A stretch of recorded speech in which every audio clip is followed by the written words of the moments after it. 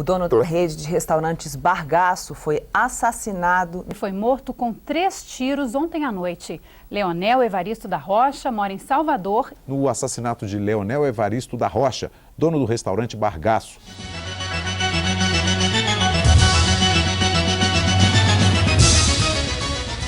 O local do fato foi ali na Via Épia, sentido Parque Shopping, Núcleo Bandeirantes, após o viaduto e antes da ponte do Córrego Guará. Na ocasião, um veículo GM Corsa Classic de cor prata, ele parou no posto Texaco ali da Candangolândia. Um indivíduo estava conduzindo esse carro e dentro do veículo uma pessoa estava baleada e já sem vida.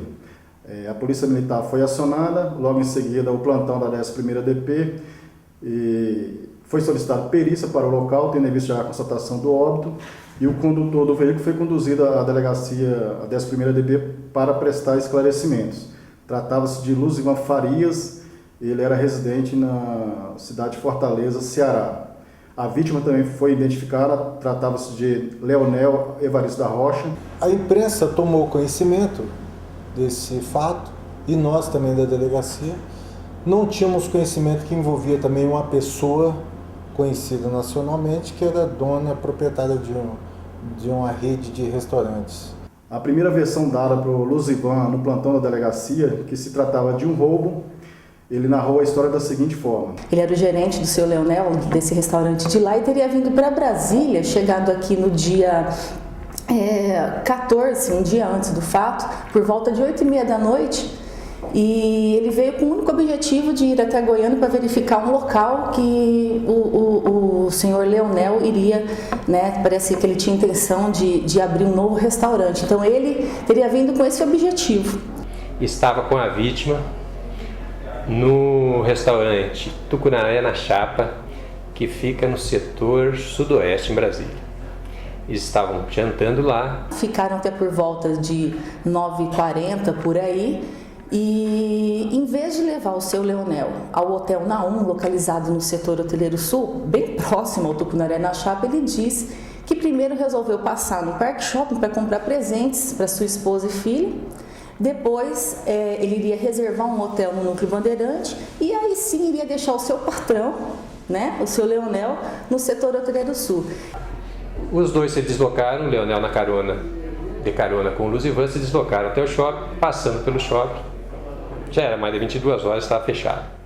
O destino era no Núcleo Bandeirante para que o Luzivan desse entrada no hotel e depois levasse a vítima, Leonel, até o hotel onde ele estava hospedado, que era no setor hoteleiro sul, Hotel Naum. No caminho, logo após o Parque Shopping. Assim que ele passou do viaduto do Guará 2, ele foi abordado por um Corsa branco com 2 indivíduos que anunciaram um assalto. Mandaram ele ir para frente do veículo, e já com a mão para cima, na frente do veículo, de costas, ele ouviu 3 disparos, e que os indivíduos, esses supostos autores desse roubo, desse latrocínio, teria pego o seu celular e o celular de seu Leonel, mais algum dinheiro e ido embora.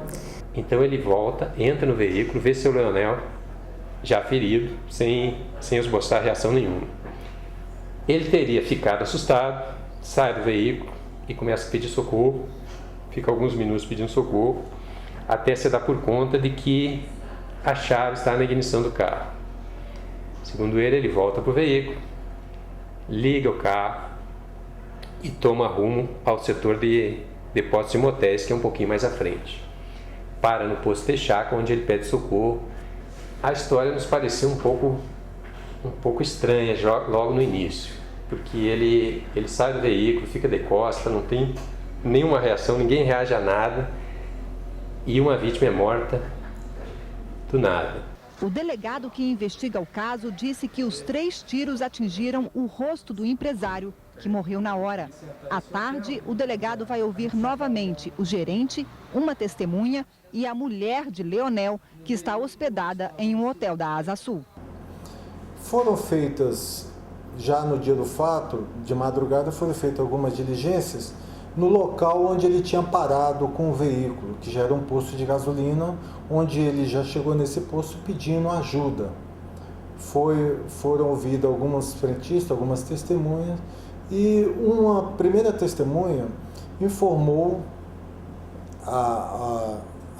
nos informou que estranhou um pouco a postura do Luzivan, que era o gerente. Porque ele poderia muito bem ter sido deslocado a um hospital do que parar em um posto de combustível e ficar ali já pedindo socorro, mesmo porque também já era pouco notório que a vítima estava morta. Foi uma conduta que chamou a atenção a esse funcionário do posto. Daí, no dia seguinte, quando chegamos na delegacia, essas informações já tinham chegado por intermédio dos agentes que fizeram o primeiro atendimento da ocorrência. Logo pela manhã, o Luzivan foi convidado a comparecer novamente à 11ª DP e naquela ocasião, já na entrevista mais minuciosa, ele já passou a ser tratado como suspeito, tendo em vista essa contradição, essa história pouco inverídica que ele contou lá no posto de combustível. Então, nós começamos a questionar. A esposa do seu Leonel foi ouvida, assim como várias outras testemunhas. Uma vez que os dois teriam vindo para Brasília dias antes para que ele fosse premiado pela revista Veja sobre gastronomia. Bem próximas da vítima, disseram que em nenhum momento o seu Leonel comentou que tinha qualquer interesse em abrir um novo restaurante em Goiânia, até porque ele já teve um e não deu certo. O local do crime, a BR-450, um fluxo de veículos grande, uma descida, no local onde sucedeu o crime, uma descida, e logo abaixo, no fim dessa descida, já tem uma subida. Então os veículos que entram ali naquela região, eles já entram numa velocidade razoável para aproveitar o embalo e pegar a subida que vem logo à frente. No início achamos um pouco provável de ter sido escolhido por os ladrões para cometer um crime de roubo. Aquele horário, 22h15, poderiam ser encontradas outras vítimas muito mais vulneráveis do que abordar duas pessoas em um veículo em movimento, numa pista com uma velocidade razoável, sendo que eram dois autores abordando duas vítimas do sexo masculino, que não dava muita vantagem para os autores do crime. Estivemos no local do fato, mais ou menos no mesmo horário em que o mesmo ocorreu, e começamos a fazer a abordagem de pessoas. E até então nada. Abordamos umas 10 pessoas, conversamos, seguimos então por outra linha. E nós verificamos que durante as diligências no local do crime, nós verificamos que tinha algumas chácaras ali próximos. E conversando com os moradores, perguntamos se eles tinham conhecimento de algum ocorrido nas imediações, e a senhora falou assim: meu companheiro, ele ouviu alguma coisa. Seu Antônio nos relatou o seguinte, que ele vinha descendo pela rodovia BR-450, no sentido do setor de postos, em direção às chácaras, ou seja, em direção ao Parque Shopping. Quando ele vem próximo a um córrego que tem ali, ele escutou um barulho, que ele não soube dizer se seria um tiro ou o estouro de um pneu. Olhou para frente e viu um veículo, Corsa de cor prata, descendo vagarosamente. Aí o veículo para, com pisca-alerta ligado, e ele pega rumo da casa dele, chega em casa. Ele comentou lá com o seu enteado sobre esse fato, e os dois retornaram e tiveram uma visão ampla do que estava ocorrendo. Naquele momento eles visualizaram o Luzivan já fora do carro, o veículo estava ligado, com o pisca-alerta acionado, e ele fora do carro fazendo sinais com as mãos, mas não dava a impressão que ele queria parar algum veículo. Depois, lá na frente, ficou esclarecido porque ele estava com essa conduta. Logo em seguida, essa pessoa entra no veículo e sai em direção ao setor de postos e motéis, e nenhum outro veículo é visto junto com esse carro nesse momento. Ele não viu nenhum veículo. O Corsa branco ele não viu. Também foi localizado um frentista do primeiro posto ali, a Igrejinha, e ele foi surpreendido quando veio esse GM Corsa de cor prata, sedã, sendo acompanhado por um outro veículo, um GM Corsa hatch de cor branca. E no veículo, no Corsa prata, ele observou o condutor e uma pessoa já baleada, né, inclusive já aparentemente sem vida. E nesse outro Corsa branco, dois indivíduos com toucas de cor preta, ambos armados. E inclusive ele deu as características físicas dos dois bastante firmes, né? Tanto o Luzivan quanto esse frentista foram encaminhados para o Instituto de Identificação para que fosse confeccionado lá o retrato falado. Vamos ouvir familiares, vamos ouvir o gerente do estabelecimento aqui de Brasília. Enfim, é um número considerável de testemunhas, de pessoas que possam esclarecer as informações que a polícia precisa para definir este crime. O delegado pede a quem tiver qualquer informação sobre esses retratos falados que entre em contato com a polícia pelo telefone 3486-8300 ou então pelo 197. Nós tínhamos mais de 200 denúncias já em 2 dias de serviço. Nessa ocasião, o delegado-chefe também, o Dr. Bartolomeu, determinou que fosse apreendido as vestes do Luzivan Farias. Ou seja, apresentou o sapato, a calça, a camisa. Essa roupa foi apreendida e encaminhada para a perícia. Para tentar fazer algum tipo de confrontação, né? Confrontação a nível pericial.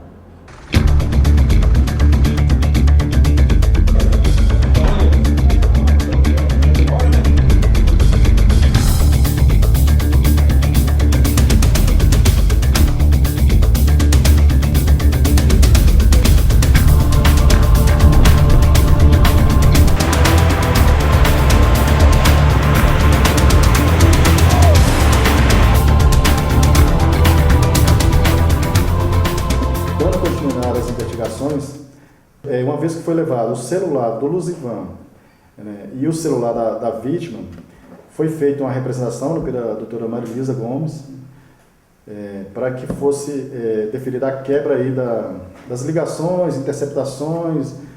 Então nós recebemos os extratos das operadoras de telefone, das operadoras de telefonia. A partir desses extratos nós fazemos um tratamento. Depois do tratamento, nós importamos para as ferramentas de análise de vínculos, que são softwares iBase e Analyst Notebook. E a partir desses softwares, a gente começa a fazer análises gráficas. Então, por exemplo, a gente pode ver do alvo qual foi a movimentação dele nos dias anteriores, no dia do crime e nos dias posteriores. Tanto a localização que é dada pelas herbes, mas também quem são seus interlocutores, com a duração das chamadas. E a partir desta análise nós fazemos um documento chamado Relatório de Análise de Vínculos, que é fornecido por os investigadores para a delegacia, para eles darem continuidade às investigações. Tem que estudar o caso. Então, leitura da ocorrência, conversar com os policiais responsáveis pelo caso, identificar quais são os pontos mais importantes da investigação nos quais eu posso atuar para assessorar a delegacia e os policiais, que nesse momento nós vamos trabalhar como parceiros. E quando vieram as informações dessa quebra de sigilo, das interceptações, logo no início ficou constatado que o telefone que teria sido levado do seu Leonel, eles teriam mudado o chip, só que ele tinha sido ativado na cidade de Goiânia. E já dava para perceber que era uma voz de um adolescente que estaria utilizando esse telefone. Também no telefone do Luzivan ficou constatado que ele também estava sendo utilizado por um outro chip na cidade de Goiânia, Aparecida de Goiânia, porém não tínhamos conseguido identificar o interlocutor. Maravilha, todo mundo, né, ficamos felizes, né, que a gente tinha conseguido uma super pista, né, vamos dizer assim, de um dos autores, e tudo certo, com mandado de busca e apreensão na mão para ir até Aparecida de Goiânia cumprir. O Ademir, o Itamar e o Adalberto já estavam até indo para Goiânia para fazer um levantamento da casa da mãe do Ismael para a gente cumprir a busca. Até que um anjo da guarda de todos nós. Nesse meio tempo, eles estavam ligando o celular e falando, pode retornar aqui, já apareceu aqui já apareceu um fio da meada, já tem Ismael, parece ser uma pessoa perigosa, um policial militar que responde a vários homicídios, E aí chamou o pessoal de volta, voltou. Aí, né, nós já paramos, porque aí já a situação já muda, né? Uma coisa é você cumprir uma busca na casa de um cidadão comum, outra coisa é você cumprir uma busca na casa de um policial militar de Aparecida de Goiânia, e a gente tendo informação que ali, naquela região, havia um grupo de extermínio. Que o Luzivan também, no dia do crime, no período da tarde, ele manteve contato com um policial militar do estado de Goiás, o soldado Jason. Aqui nós temos uma análise de vínculos que demonstra uma ligação direta entre Luzivan e Jason. Essa é uma prova técnica.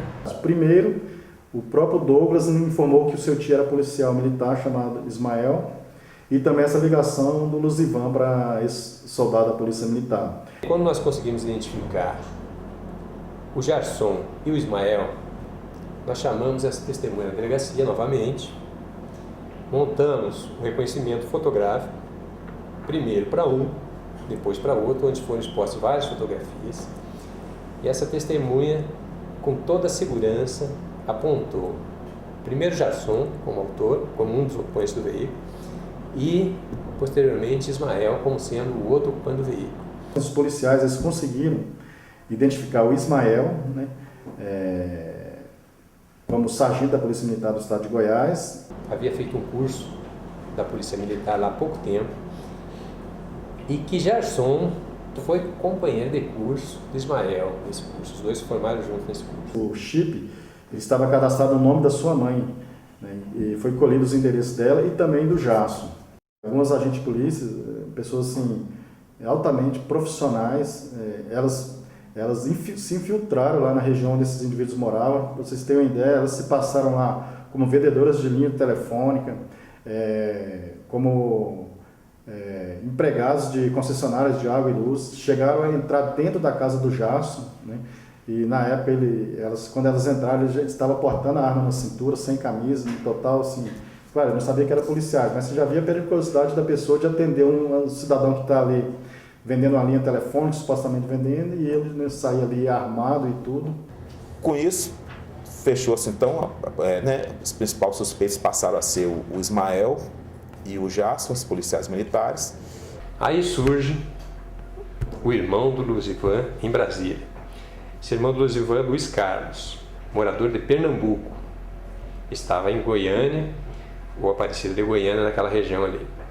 Teria vindo de Goiânia para Brasília porque soube que o Luzivan estava em Brasília, e como o Luzivan estaria devendo cerca de R$3.000, R$3.500 para ele em dinheiro, ele veio a Brasília para cobrar essa dívida. Os dois se encontram, segundo o Luzivan, os dois se encontram no balão do aeroporto, e Luzivan leva Luiz Carlos até o local onde ele iria estar à noite com o Sr. Leonel. Segundo o Luzivan, porque ele pretendia pegar o dinheiro com o Sr. Leonel e passar para o irmão naquela mesma noite.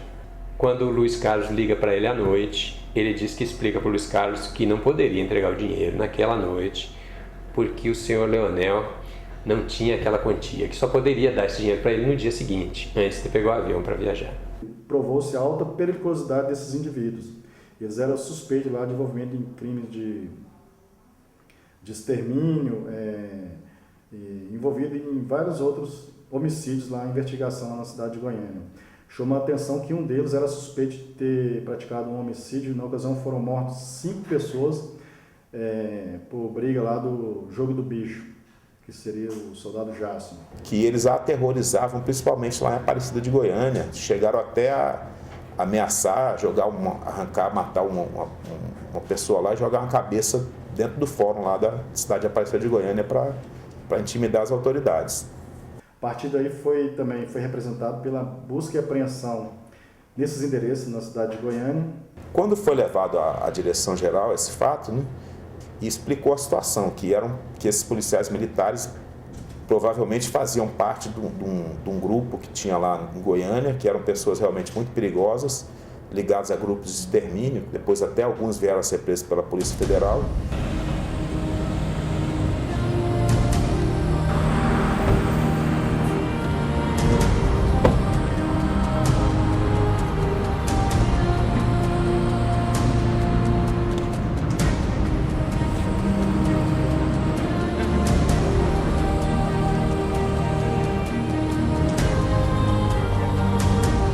Não há investigação que não comece na cena de crime. A investigação, ela parte de informações que, no momento inicial, embora possam aparecer no primeiro momento, às vezes até de uma maneira um pouco confusa, elas são muito importantes, porque elas são informações que nós chamamos de informações quentes, ou seja, elas acabaram de ser produzidas. Uma vez que nós chegamos no local, a primeira coisa que a gente se preocupa é se o local está devidamente isolado. E aí passamos a executar uma série de procedimentos previstos na perícia que envolvem, eu diria, toda a documentação, né, e aquilo que nós chamamos de processamento de um local de crime. O exame minucioso do veículo, o exame minucioso do cadáver, o que nós chamamos de exame perinecroscópico, que é o exame que envolve a descrição de todas as lesões, de todos os objetos contidos com a pessoa, também o exame completo de suas vestes. Nós tínhamos um cadáver que ocupava a posição de passageiro, ele estava no banco anterior direito do veículo examinado. Eu me recordo que o veículo apresentava-se com o vidro de sua porta anterior direita, portanto a porta do passageiro, ela estava com o vidro quebrado e totalmente fragmentado, e o corpo ele estava caído, né, sobre o banco do condutor. Analisar de uma maneira muito minuciosa as manchas de sangue presentes no veículo e presentes também nas vestes que nos foram encaminhadas posteriormente da pessoa que, segundo a informação constante do inquérito, encontrava-se com a vítima que foi vítima do homicídio. Essa análise, por exemplo, permitiu que nós percebêssemos que parte de manchas formadas por projeção, né, manchas formadas e geradas no momento em que a vítima foi atingida pelos disparos e que teriam um determinado alcance de atingirem determinados suportes, elas estavam presentes nas vestes desse suspeito, indicando que ele se encontrava numa posição muito próxima do corpo da vítima quando os disparos foram efetuados. E isso entrava em contradição, por exemplo, com afirmações que foram feitas por ele de que ele estivesse fora do veículo no momento em que a vítima foi alvejada pelos disparos de arma de fogo. A perícia passou a manhã examinando o carro alugado em que o empresário estava. Os peritos colheram digitais e tentaram encontrar alguma prova. O vidro do passageiro, onde o dono da rede de restaurantes Bargaço estava sentado, foi quebrado com os tiros e há sangue por todo o lado. Realizamos também exames complementares que foram realizados fora do Instituto de Criminalística, na própria Polícia Federal, no núcleo de exames balísticos.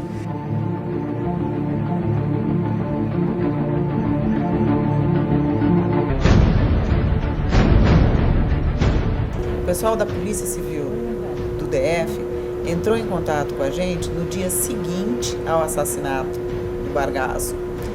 E eles trouxeram para cá, por volta das 10 horas da manhã, amostras, então, coletadas na mão do suspeito, do senhor Luzivan, e arrecadaram também as roupas que ele estava utilizando. As amostras coletadas na mão do suspeito não teriam muito valor como prova, porque ele já teria lavado a mão, ele já teria feito uso de outras coisas que deveriam ter, então, eliminado os resíduos de disparo de arma de fogo das mãos do suspeito. Nós pegamos a camisa e a calça que o senhor Luzivan estava utilizando e coletamos, no total, foram 6 amostras nas vestes, nas vestimentas, e 3 amostras haviam sido coletadas, então, pelos agentes no local onde ele se encontrava. Essas amostras foram as que nós recebemos coletadas, foram nas 2 mãos e um branco. Então, na mão direita, mão esquerda do suspeito e um branco. Na roupa, nós coletamos na parte frontal, no peito, lado direito, a camisa era de manga comprida, então nós coletamos na manga do lado direito, coletamos também na parte frontal, lado esquerdo, e na manga do lado esquerdo. Na calça, a gente coletou próximo aos bolsos. Por quê? Porque a pessoa tem a tendência de colocar a mão no bolso, então poderia ter algum resíduo ali também.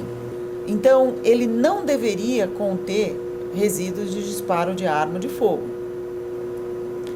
Só que quando a gente fez a coleta das amostras e colocou no MEV, deu positivo, ou seja, foram identificadas partículas determinantes de chumbo, bário e antimônio no lado direito, no peito direito e no braço direito da camisa. Isso tudo indica, então, o laudo, ele não poderia resultar dizendo que foi ele que fez o disparo. Mas se não foi ele que fez o disparo, ele esteve, então, muito próximo do disparo, por ter resíduo no peito direito e no braço direito, determinante de disparo de arma de fogo. E ao meio-dia, nós já tínhamos ligado para a Polícia Civil e avisado, olha, deu positivo no lado direito todo do suspeito, então é um grande indicativo de que ou ele efetuou o disparo ou ele estava próximo, ele estava do lado de quem efetuou o disparo.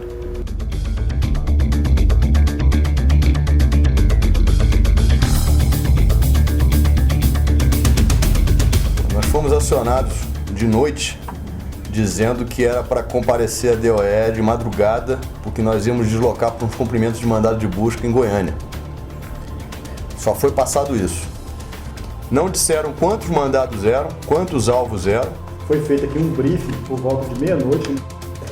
Lá estava praticamente toda a delegacia do Núcleo Bandeirante, ficou praticamente só o plantão e também todo o DOE, as equipes do DOE praticamente inteiros. Nós saímos aqui por volta de 1h da manhã. Então o que a gente fez? A gente acionou todos os operadores da seção de operações e resgate que estavam disponíveis naquele período. Tinha gente em cinema, tinha gente com filho, tinha gente em cursinho e ficamos o tempo inteiro perguntando, mas qual é a missão, qual é a missão, qual é a missão, e ninguém sabia dizer. Lá no momento, inclusive, de madrugada, causou um mal-estar, porque o coronel da corregedoria lá, da Polícia Militar, ele questionou por que não teria sido comunicado antes do teor das investigações. A gente sentiu um clima meio que hostil por parte da Polícia Militar. O delegado da delegacia de Brasília pediu para nós permanecermos lá no interior das viaturas e chamou só os chefes para ter um briefing, uma reunião lá dentro, portas fechadas. Quando ele falou que era para prender o policial militar, tudo começou a fazer sentido. Eu lembro que até que foi um capitão da corregedoria da PM, foi conosco, estava eu e o doutor Ivan na viatura. Aí ele até então não sabia quem era o alvo, a gente só falou a situação por alto. Quando ele viu, eu recordo que ele viu o nome do Jarson, né? No caso eu estava com o doutor Ivan designado para a casa do Jarson. Aí ele olhou, até fez um semblante de preocupação, falou, e esse cara eu conheço, ele realmente é um cara complicado, está envolvido em várias investigações nossas aqui, suspeito até de um sequestro. Mas fomos lá. Né? Então a gente tinha que fazer uma chegada mais imponente para evitar e tentar dissuadir uma possível intenção dos policiais militares da região em tentar arrebatar o preso. Nosso pessoal fez o cerco nas adjacências dos lotes vizinhos e na parte da frente, onde seria feita a entrada propriamente dita. E ficaram monitorando. O próprio soldado Jarson, ele saiu do interior da casa e estava armado com 2 pistolas 9mm. Ele se trincheirou lá atrás de uma cisterna. Foi um momento muito tenso. Ele foi visto municiando a pistola, dizendo que não ia sair, que ninguém ia entrar na casa dele. Mesmo com a o apoio da corredoria, o capitão que estava no local, vamos ter um pouquinho de paciência, calma aí. Ele tá cercado, capitão. Porque a corredoria da PM achou por bem fazer uma negociação prévia com esse policial militar.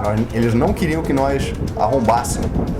O delegado que estava com a gente... Ô, doutor, o cara tá com a arma na mão, doutor. Ficou mediando essa negociação e resolveu por bem que nós não iríamos arrombar. Nós íamos só dar um apoio caso a situação evoluísse. Eu preferi aguardar essa negociação porque com certeza ele iria reagir e um confronto ali ocasionando a morte dele, nós correríamos um grande risco também, porque nós sabíamos que ali nas imediações moravam outros policiais militares que trabalhavam no mesmo batalhão dele e alguns até suspeitos de envolvimento também em outros crimes lá no estado de Goiás. Quando o nosso delegado resolveu ficar perto do portão para negociar, aí sim isso gerou um desconforto ainda maior. Aí nós falamos, não, se o nosso delegado vai entrar, então nós vamos entrar também. Nós não faz sentido a DOE sair de Brasília para ir para Goiânia e chegar lá o nosso delegado entrar sozinho. Depois o cara toma um tiro e aí a responsabilidade é nossa que está lá para dar o apoio tático. Enquanto isso, o policial militar, que era o alvo de tudo, começou a crescer dentro da casa. Ele começou a se sentir, porque ele viu assim que a polícia militar está aqui, a DOE não vai entrar. Então ele começou a se sentir confortável e começou a ficar folgado. E isso, nossos apoiadores de fogo, eu e outros colegas, estavam no visual da janela e a gente estava narrando via rádio para o nosso chefe. Olha, o cara está aparecendo na janela, olha, o cara está municiando o carregador. Isso tudo, numa situação de rua, numa situação normal, já geraria uma possibilidade de entrada do time tático. Nesse momento, o doutor Ivan, que estava comandando essa operação, solicitou aos dois oficiais que insistissem na liberação, insistisse que o policial militar franqueasse a nossa entrada. E ele falou que não ia abrir de jeito nenhum, que só com a presença do advogado dele. A gente começou a ficar mais incomodado com a situação externa do que com a situação lá dentro. Ou seja, a crise estava mais acontecendo do lado de fora do que do lado de dentro. Mas aí, naquela cautela, para evitar qualquer tragédia, né? Esperou-se aí cerca de meia hora, 20 minutos a meia hora depois, o advogado dele chegou, conversou com o mandado, conversou com ele. E aí o PM lá, num surto de boa consciência, o de iluminado ali, ele resolveu abrir e deixou ir. A gente já tinha falado para ele não vir com a arma na mão. E veio abrir a porta. No que veio abrir a porta, nós entramos, tomamos ali o ambiente. As equipes entraram, fizeram uma varredura na casa e durante as buscas foi localizado no bolso do Gerson, no bolso da calça que ele estava. Aí eu pedi o celular, falei, ó, seu celular será apreendido também. Aí ele entregou o celular, já estava com a numeração do celular do seu Leonel e do Luzivan. Aí quando peguei, abri o celular, o número do e-mail era o celular que o Luzivan disse que teria sido roubado dele no dia do crime. Naquele momento ali foi como se tivesse marcado um gol, todo mundo vibrou, porque assim, a gente estava com a prova ali contundente. E na residência da mãe do Ismael também foi localizado. Eu fui até a residência de Ismael e nunca vou me esquecer quando eu localizei o celular da vítima, né, do senhor Leonel. Quando foi ligado o aparelho, apareceu o nome lá, Leonel, na tela do aparelho. Ou seja, um aparelho que estava com o Leonel no dia do crime estava em posse do sobrinho do Ismael e um aparelho que foi subtraído do Luzivan no dia do crime estava com o Gerson no bolso dele. A nossa tese é de que o Luzivan foi o autor dos disparos e teve o apoio desses policiais militares, que entregou a arma para que ele realizasse os disparos e depois levou essa arma embora, forjando, né, um roubo, levando os aparelhos celulares que nós conseguimos localizar. O que nós montamos na dinâmica do fato. O Luzivan, ele estando lá no Tucunaré da Chapa, quando teve essa ligação do irmão dele, muito provavelmente já estava acompanhado desses dois policiais militares e eles saíram seguindo o carro do Luzivan, que seria esse GM Costa Prata. Em situação desconhecida, eles conseguiram parar. A gente acredita que ele fez um sinal, como se fosse alguém conhecido, e eles pararam depois do viaduto ali do Parque Shopping. Ali a gente acha que que os policiais militares passaram a arma para o Luzivan, e o Luzivan logo em seguida, ele desceu um pouco mais o veículo. Eu acredito que ele teria, assim, já com os policiais ainda dando cobertura, ele teria desferido um tiro fatal ali já na vítima, de surpresa, e depois, para cooptar testemunhas, os policiais militares saíram e ele desceu o carro já, né, nas margens ali do córrego e efetuou mais 2 disparos e veio descendo o carro devagarinho, assim, para alguém observasse. Então a gente acha que o Corsa branco saiu, né, depois fez o retorno, voltou para eles montarem essa cena do assalto, que seria lá no posto de combustível. Tentaram abordar, que até o frentista observou e depois ele parou no posto de combustível, já contando que teria sido assaltado. Aí ele já achava assim, que teria essas testemunhas, pelo menos o frentista do posto, do primeiro posto Igrejinha e depois do posto Texaco, porque ele chegou contando a história, ter sido assaltado e tudo. E, na verdade, nós tivemos a informação que o seu Leonel estava desconfiando do Luzivan, né, por causa de algumas irregularidades que estavam sendo verificadas lá no restaurante de Fortaleza. Nós descobrimos que ele teria feito um contrato de exclusividade com a empresa Skin Cariol, no valor de parece R$50 mil, já assim, não autorizado pelo seu Leonel, porque antes já havia um contrato com a Coca-Cola. E também o seu Leonel, por desconfiar de algumas atitudes do Luzivan, já teria cancelado algumas procurações. Mesmo assim, ele manteve esse contrato, recebeu esse dinheiro. Além de várias notas fiscais de serviços que não foram comprovados, né, aqueles serviços prestados que não foram comprovados, enfim, com isso nós acreditamos que a motivação era justamente essa, né? Ele estava furtando, né, o senhor Leonel, né, se locupletando, né, desses valores, e por isso resolveu praticar esse crime. Se ele conseguisse esse intento do roubo, ele poderia continuar lá na gerência desse estabelecimento e cometer mais crimes ali de desvio de dinheiro e outras vantagens que ele obteria com a morte do seu Leonel. Esse caso ele foi particularmente importante. Ele também trouxe a relevância de um aspecto que eu julgo extremamente importante, que é o aspecto da interação entre os diferentes profissionais que atuam dentro do processo como um todo. E a troca de informações que ocorreu nesse caso entre nós peritos, os colegas da Polícia Civil que trabalharam na investigação, o próprio delegado que estava conduzindo o inquérito, eu diria que esse trabalho foi fundamental para que nós conseguíssemos alcançar o objetivo que foi o objetivo de elucidar o caso, de trabalhar o caso de uma maneira bastante positiva e não deixar dúvidas a respeito daquilo que foi relatado no inquérito. Foi uma das poucas vezes que a gente conseguiu ver o resultado do nosso trabalho, o resultado rápido do nosso trabalho, ou seja, a prisão de uma pessoa, a condenação da pessoa, porque muitas vezes você faz um laudo e você não... demora anos, às vezes, para você ver o resultado do teu trabalho. Nesse caso foi extremamente interessante a gente ver esse resultado tão rápido. Essa investigação, ela baseou-se principalmente em aspectos técnicos, que em nenhum momento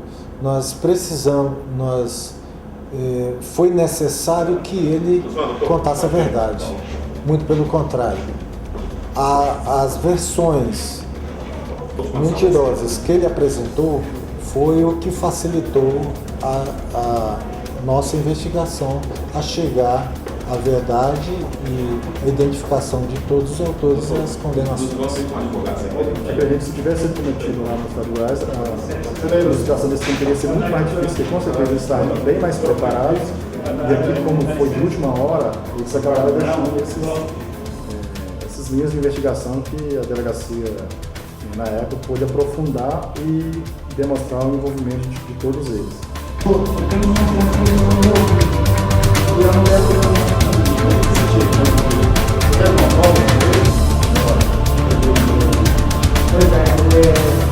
pessoal de Salvador, principalmente, Estou chegando fora agora. Chegou saiu mandado de prisão possível aí. Mandado de prisão? Como é que é? Não, calma aí, doutor. O que está acontecendo, doutor? Calma aí, gente. Calma aí, gente. Calma aí, não foi isso que a gente combinou aqui, não. Isso aí, ó. Isso aí é inadmissível. Você apresentou, doutor?